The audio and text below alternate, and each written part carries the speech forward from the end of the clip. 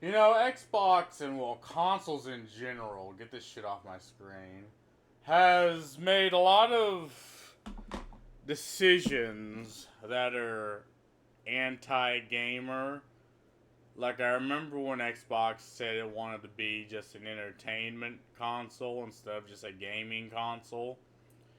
Which is odd because in the 360 era, I firmly believe Xbox dominated, right? Like banger after banger has came out all for Xbox. And yeah, PlayStation has had a couple of good games, but overall Xbox absolutely obliterated. Until he made that statement, then people were like, okay, well, PlayStation obviously wants to continue to make a console for gamers. So people literally moved away from Xbox because Xbox legitimately believed that my fucking mother would buy an Xbox just to watch Netflix. It's like, no. I mean, here's the thing about demographics, right? Rarely can you mold like a product to slip into a demographic. Like when you start your product, when at the conception of your business, when you have your product, it is intrinsically linked to the demographic that you have. And if you try to change or mold or reconfigure the product, right? In the case of gaming, it's to go after this wider audience, which is buzzwords for disregarding the consumer, disregarding the fan.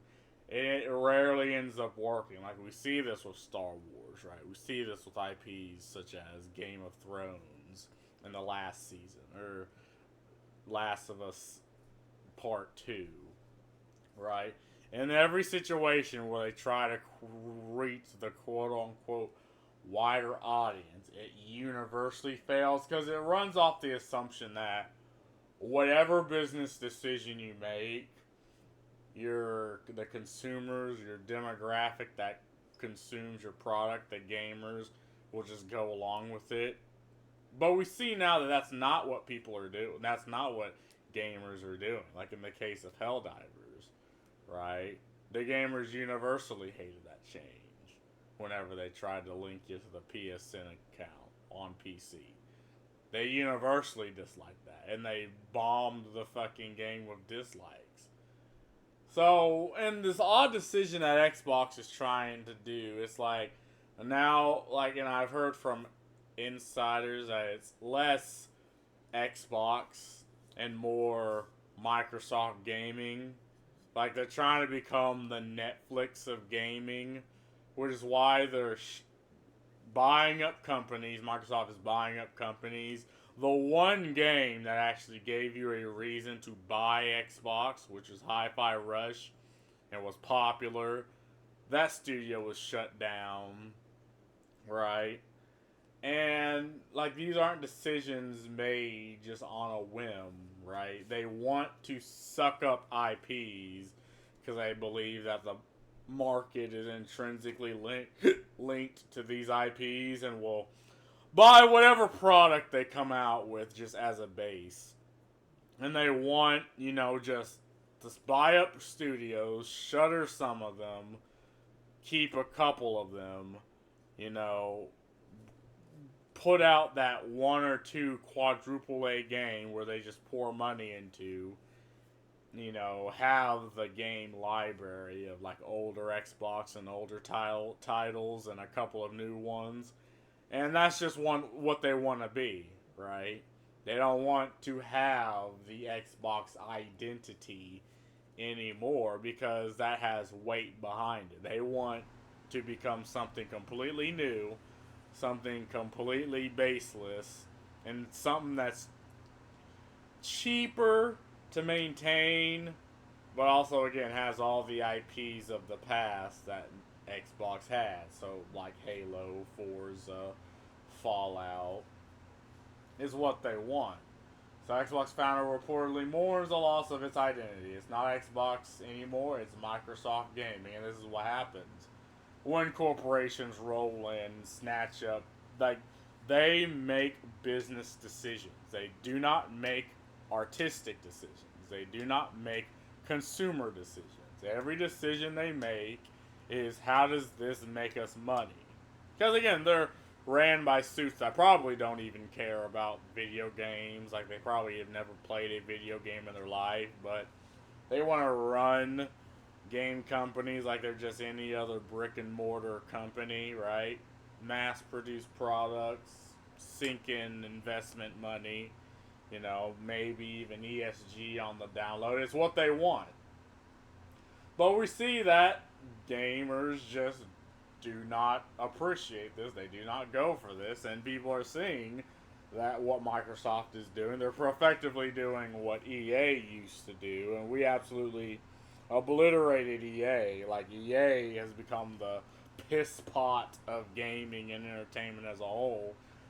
But now Microsoft's doing the same thing. I mean, they're buying up companies for millions of dollars. They're, you know, shuttering quite a few of them, making products for a few of them, and probably after the product's made, they shelve the IP.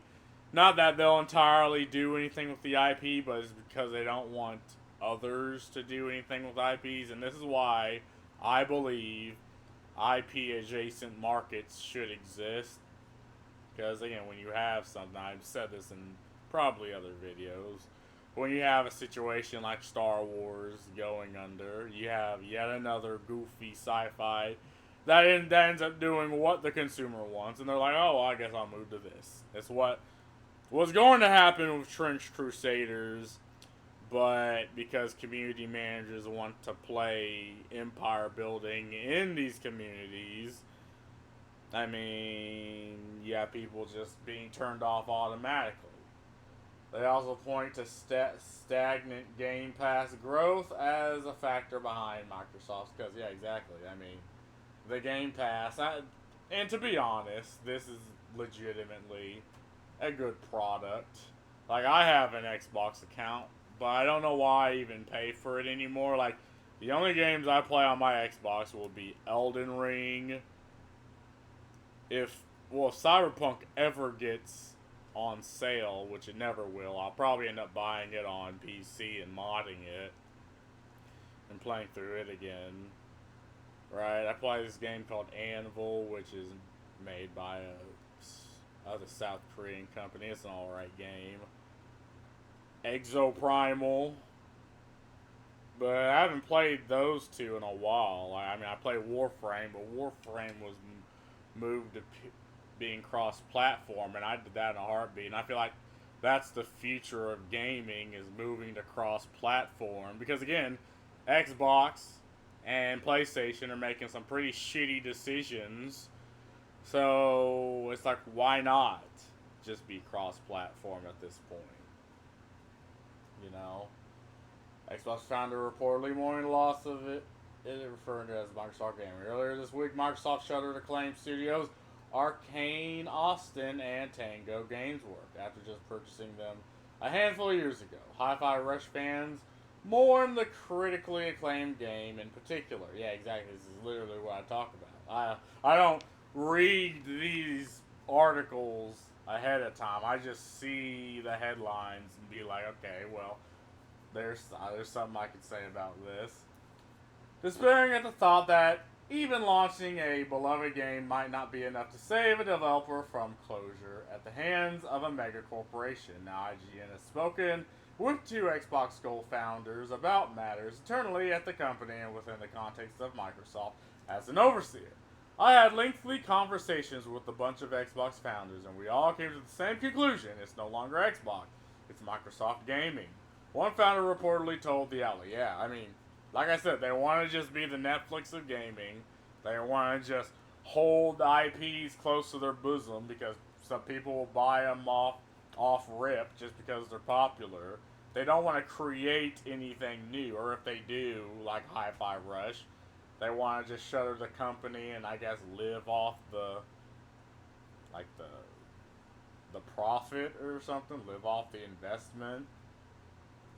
Another founder said that there's just too much surface area adding that there are effectively three huge companies at play, and that's Microsoft never really finished the integration with Bethesda.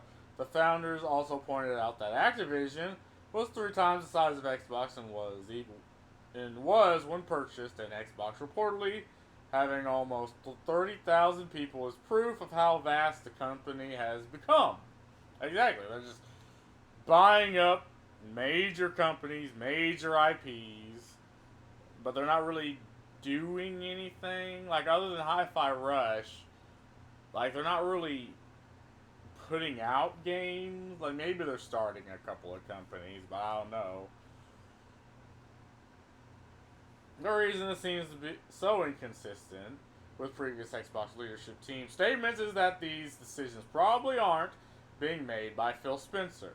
A founder told the outlet, yeah, Phil Spencer has been taking punch after punch for Xbox for some reason. I mean, I actually kind of envy, not envy, I'm kind of sad for the position he's in, but at the same time, I mean, you're a CEO of a multi-billion-dollar company.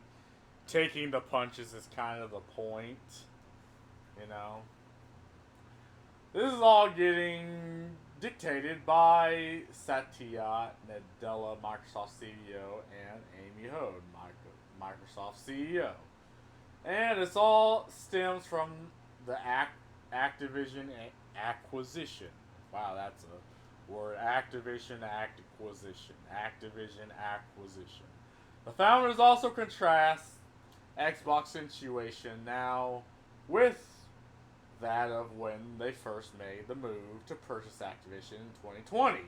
One founder says that Xbox was selling consoles so fast they couldn't keep up with stock and was making money hand over fist with Game Pass growing.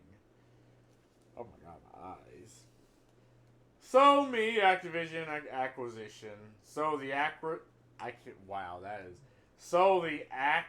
Activision acquisition at the time seems like a no-brainer. So, nah, not good. Well, hold on, it's almost over. We're almost done. Founder contrast.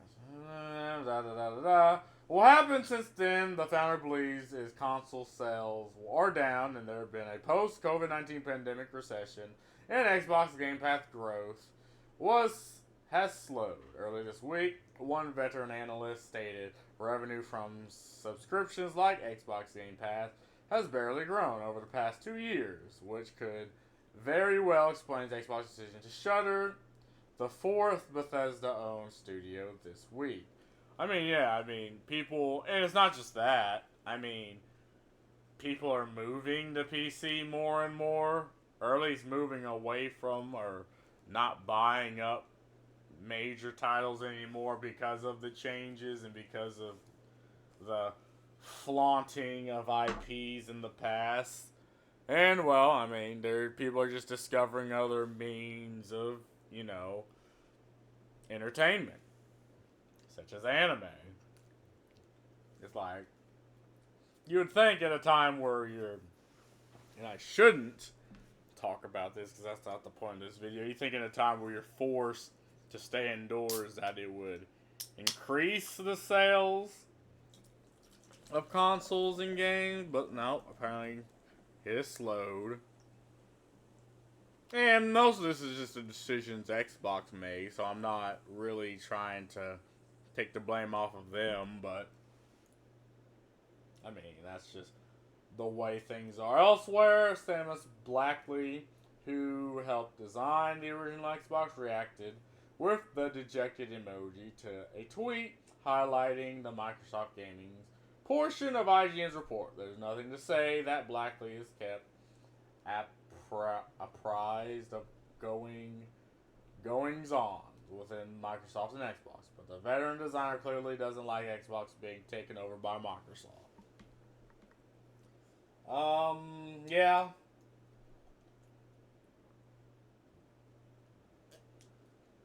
Sorry to sip. Yeah, that's pretty much what's going on? Any comments? Anything? See comments? There are no comments. Oh no, there's 6. For the love of all that is holy, can we please just get rid of Nedelia already? He poisons everything he touches. I feel like just being in the same room as him would be enough to take years off your lifespan. Yeah, I also heard that he just has this aura of poison around him and destruction.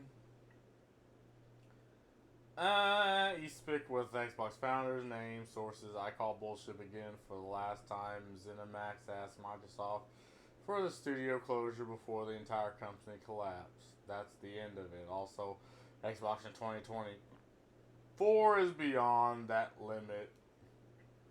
Is beyond that limited little Xbox that was created way back in 2021. It's beyond the Xbox 360 and far beyond Xbox One. Those stories are nothing but gloom and doom. Meanwhile, the stock prices are up.